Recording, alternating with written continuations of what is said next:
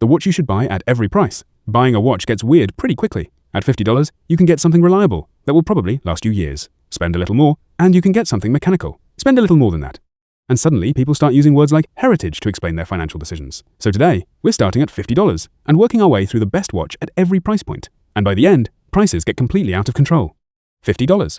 Casio Duro. At around $50, I'd take the Casio Duro. It's quartz, has a rotating dive bezel, and gives you 200 meters of water resistance. There's nothing particularly exotic about it, but that's why it's so good.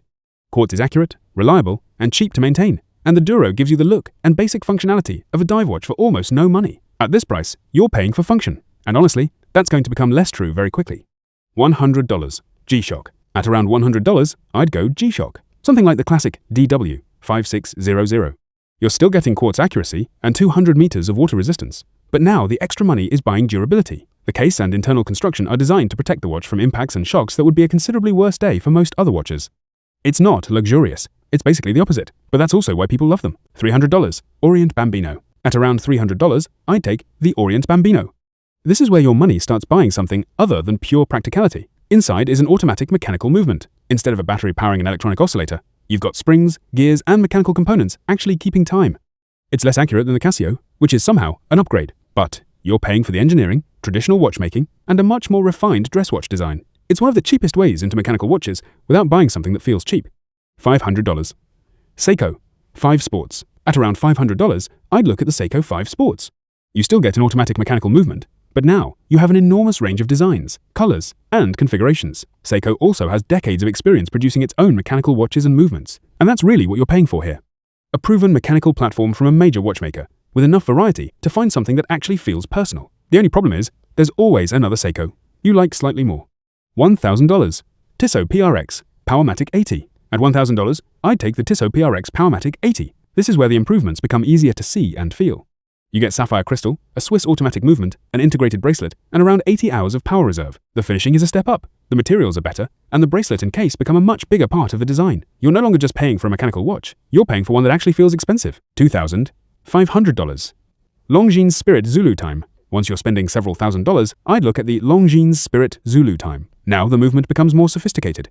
The Zulu Time adds a GMT function, allowing you to track another time zone, along with a ceramic bezel, sapphire crystal, and chronometer certification. That certification means the movement has been independently tested for accuracy. You're also buying better finishing, and a brand with watchmaking history stretching back to the 1800s. Will anyone across the room notice? Probably not. You will. $5,000 plus, Tudor Black Bay. At around $5,000 and up, I'd take a Tudor Black Bay. This is where you're entering serious luxury watch territory. Tudor uses manufacture mechanical movements across much of the Black Bay range, along with high-quality cases, bracelets, and finishing. Tudor was also created by the same man behind Rolex and remains Rolex's sibling company. So the extra money is buying better construction, movement, technology, heritage, and a watch designed to last for decades. Whether that makes $5,000 good value depends how far down the watch rabbit hole you've gone. $10,000. Omega Speedmaster Moonwatch. Around $10,000, I'd take the Omega Speedmaster Moonwatch. Mechanically, you're getting a manually wound chronograph with Omega's modern coaxial master chronometer movement. But a huge part of the appeal here is history. The Speedmaster was qualified by NASA and worn on the moon during Apollo 11. And the basic design has remained remarkably recognizable ever since. You're paying for the movement and finishing, but you're also buying one of the few watches with a genuinely important place in history. $15,000. Rolex Submariner. At around $15,000, it's the Rolex Submariner. The current Submariner gives you 300 meters of water resistance, Rolex's automatic movement, excellent construction, and one of the most recognizable designs in watchmaking. But here's where price becomes about more than specifications. Part of what you're buying is simply Rolex, the history, recognition, desirability, and the fact that basically everyone knows what it is. There are more complicated watches for the money, but very few have the cultural weight of a Submariner. $30,000. Vacheron Constantin overseas. At $30,000 plus, I'd take the Vacheron Constantin overseas. And now we're entering haute horlogerie. At this level, the value is increasingly in things that take time to notice.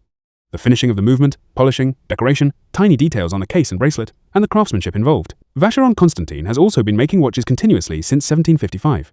At this point, you're not paying $30,000 because it tells time better. You're paying because of how it was made. $50,000 plus, Patek Philippe, Grandmaster Chime. And finally, $50,000 plus. Now, normally that would mean maybe $60,000, maybe $100,000. Not this time. This is the Patek Philippe Grandmaster Chime 6300GR001.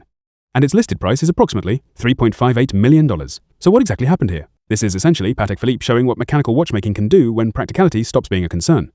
It's Patek's most complicated wristwatch, with 20 complications. It can mechanically chime the time. It has a minute repeater, grande and petite sonnerie, an alarm that chimes the programmed time, and even a date repeater that can audibly tell you the date.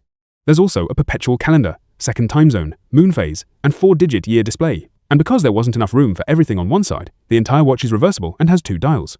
The case combines white and rose gold, and much of the finishing and decoration requires highly specialized craftsmanship. So no, there isn't $3.58 million worth of gold sitting on your wrist. You're paying for extreme mechanical complexity, craftsmanship, rarity, and one of the most prestigious names in watchmaking. Is it worth $3.58 million? That's a different question.